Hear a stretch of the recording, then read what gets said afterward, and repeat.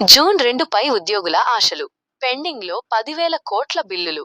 ఈనాడు హైదరాబాద్ రాష్ట్ర ఆవిర్భావ దినోత్సవం జూన్ 2 సందర్భంగా ముఖ్యమంత్రి రేవంత్ రెడ్డి తమకు వరాలు ప్రకటిస్తారని ప్రభుత్వ ఉద్యోగులు ఆశలు పెట్టుకున్నారు. కొన్ని సమస్యల పరిష్కారంపై ఆయన స్పష్టత ఇస్తారని ఆశాభావంతో ఉన్నారు.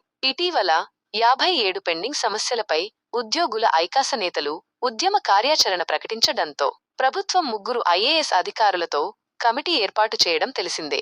ఈ కమిటీ సభ్యులు ప్రభుత్వ ఉద్యోగుల పరిష్కారానికి నియమించిన మంత్రివర్గ ఉపసంఘం చైర్మన్ అయిన భట్టి విక్రమార్కను కలిసి మంగళవారం ప్రాథమిక నివేదికను అందజేశారు. దీనిపై ఉద్యోగుల ఐకాస చైర్మన్ మారం జగదీశ్వర్, ప్రధాన కార్యదర్శి ఏలూరి శ్రీనివాసరావు, డిప్యూటీ సీఎం భట్టి విక్రమార్కతో పాటు అధికారుల కమిటీలోనూ చర్చించారు. తొలి 3 ప్రాధాన్య అంశాలుగా పెండింగ్ బిల్లులను విడుదల చేయడం, ఉద్యోగుల ఆరోగ్య పథకం అమలు, డీఏలు ప్రకటించడంపై ప్రభుత్వం దృష్టి సారించినట్లు తెలుస్తోంది. 10,000 కోట్ల వరకు పెండింగ్ బిల్లులుండగా విడతల వారీగా విడుదల చేయాలని ప్రభుత్వం నిర్ణయానికి వచ్చింది.